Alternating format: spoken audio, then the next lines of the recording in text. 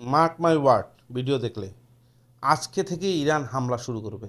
এই কয়েকদিন যে হামলা দেখছেন, এই হামলা ইরান চালাইছে হচ্ছে মিলিটারি বেস এবং তাদের যে রাডার সেকশনগুলো আছে, তাদের যে মানে এয়ার ডিফেন্স সিস্টেম আছে, সেগুলোকে টার্গেট করে এবং সিআইএ এবং মোসাদের বিভিন্ন ইনস্টলেশনের উপর। কিন্তু আজকে থেকে ইরান যেহেতু ঘোষণা দিচ্ছে তাদের হামলা দ্বিগুণ করবে এবং ইতিমধ্যে আমেরিকার 4টা থার্ডের হচ্ছে এয়ার ডিফেন্সের রাডার ধ্বংস করছে। এখন এই মধ্য এশিয়াতে, এই মধ্যপ্রাচ্যে কিন্তু আমেরিকার কোনো এয়ার ডিফেন্স সিস্টেমের রাডার ইনস্টলেশন নাই, ধ্বংস। অতএব তাদের চোখ কানা, ইসরায়েলেরও চোখ কানা, আমেরিকারও চোখ কানা। এবং সবচেয়ে বড় কথা হচ্ছে তাদের আরও দুইটা মানে বড় রাডার, যেটা হচ্ছে 5,000 কিলোমিটার রেঞ্জের, মানে অ্যাডভান্স যে অ্যালার্ম সিস্টেমটা ছিল, সেই রাডার যে মনে করেন $1.1 বিলিয়ন শুধু রাডার সেকশন, সেই রাডার সেকশনটা কিন্তু ধ্বংস করে ফেলছে, তার ইনস্টলেশন ধ্বংস করছে। প্রায় 2-4 বিলিয়ন ডলারের রাডার শেষ। অতএব আমেরিকা ইসরায়েল আজকে থেকে অন্ধ। তার থেকে বড় কথা হচ্ছে, যেহেতু আইআরজিসি বলছে যে আমাদের যেহেতু অয়েল সেক্টরের উপর হামলা হয়েছে, আমাদের ওয়াটার ট্রিটমেন্ট প্ল্যান্টে হামলা হয়েছে, তাহলে আমরাও তাদের ওয়াটার ট্রিটমেন্ট প্ল্যান্ট এবং তাদের অয়েল ইনস্টলেশনের উপর হামলা চালাবো। মানে আজকে থেকে দেখবেন অয়েলেরও 12টা বাজবে। এই যে স্টক এক্সচেঞ্জ খুলতেছে আমেরিকার, ইউরোপের, এগুলোতে ধস দেখবেন। কারণ ইংল্যান্ড কিন্তু ইতিমধ্যে ঘোষণা দিচ্ছে তাদের মাত্র আর 2 দিনের গ্যাসের মজুদ আছে। এখন রাশিয়া থেকে গ্যাস নিতে গেলে রাশিয়া জানাই দিছে যে আমাকে দীর্ঘমেয়াদী চুক্তি ছাড়া আমি গ্যাস দেবো না। মানে এখন বিপদে পড়ছো নিবা, তা হবে না, আমাকে দীর্ঘমেয়াদী চুক্তি করতে হবে। এটা তো আবার ইউরোপ পারবে না সহজে, আমেরিকা রাজি হবে না। কারণ সেটা হলে আমেরিকার এই পেট্রোডলারের ব্যবসা শেষ মিডল ইস্টে। অয়েল নিবা, দীর্ঘমেয়াদী চুক্তিতে আসো, নাহলে অয়েল দেবো না। চায়না কিন্তু আজকে বলছে তারা যে একটা বিশাল অংশের অয়েল রিফাইন করতো, এই অয়েল, রিফাইন্ড অয়েল তারা আর রপ্তানি করবে না। তার মানে পুরো বিশ্বে তেলের সংকট দেখা দিচ্ছে।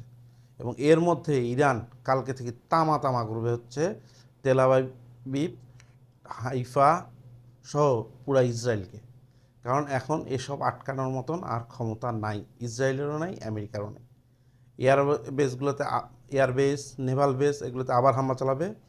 আর এদের যে পাঁচ আটে Kuwait, Qatar, Bahrain, Saudi Arab, Oman, এইগুলোরও দেখবেন অয়েল ইনস্টলেশনের উপর হামলা চালাবে। এবং এগুলোর কিন্তু ইরানের কিন্তু মাত্র 2% পানি নির্ভরশীল ছিল ওয়াটার ট্রিটমেন্টের উপর, বাকি 98%ই কিন্তু তারা প্রাকৃতিকভাবেই পায়, নদী আছে যেহেতু। কিন্তু এই সব দেশের, ইসরায়েল থেকে শুরু করে বাকি দেশগুলোর, এরা কিন্তু এই সমুদ্রের লবণাক্ত পানিকে বিশুদ্ধ করে তারপরে খাইতে হয়। এদের কিন্তু 60-70 ভাগ পানি আসে এখান থেকে। আর এই ওয়াটার ট্রিটমেন্টে আজকে থেকে আঘাত হানা শুরু করবে ইরান। ইরান কিন্তু কথা দিচ্ছে। আর ইরানকে যেহেতু রাশিয়ার গ্যালোনাস এবং চীনের বাইদু নেটওয়ার্ক একদম সুনির্দিষ্ট কোঅর্ডিনেট দিচ্ছে, তাই পিন পয়েন্ট হামলা করতে পারতেছে ইরান। অতএব খবর আছে, আজকে থেকে ইরানের খেলা শুরু। এই কয়েকদিন তো ইরানের ভিতরে গণহত্যা চালাইলে হচ্ছে ইসরায়েল এবং আমেরিকা মিলায়। এখন দেখেন কি অবস্থা হয়। অলরেডি কিন্তু আরব আমিরাতের মাত্র 8 দিনের খাবার স্টক আছে, সৌদি আরবের 10 দিনের খাবারের স্টক আছে।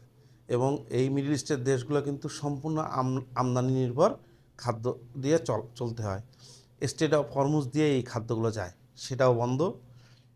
এখন যদি ওই যে সৌদি আরব লোহিত সাগর দিয়ে নিয়ে আসে, রেড সি দিয়ে, সেখানে আবার হুতিরা বসে আছে, তারাও নিষিদ্ধ করছে। অতএব খেলা জমে গেছে, মারাত্মক পরিমাণে খেলা জমছে। এখন দেখবেন এই হাহাকার কাকে বলে, ইউরোপের হাহাকার, ইসরায়েল আর আমেরিকার চামচা দেশগুলোর হাহাকার, আর এই মধ্যপ্রাচ্যের তথাকথিত মুসলিম দেশ বলে নিজেদেরকে এই যে রাজা বাচ্চারা, এদের হাহাকার দেখবেন। অলরেডি দুবাই থেকে কিন্তু মানুষজন সরা শুরু করছে, ধনকুবেররা। বাংলাদেশেরও ওই যে আওয়ামী লীগ আমলের যেগুলো হচ্ছে চোর বাটপাট ছিল, দুবাইয়ে অনেক ধন সম্পত্তি নিয়ে গেছে, তারাও তো সিঙ্গাপুরের দিকে শিফট হচ্ছে। আজকে দেখি বিজনেস স্ট্যান্ডার্ডের খবর বের হয়েছে। অতএব অর্থনীতি কিন্তু রিবিল্ড করতে মধ্যপ্রাচ্যের অনেক সময় লেগে যাবে।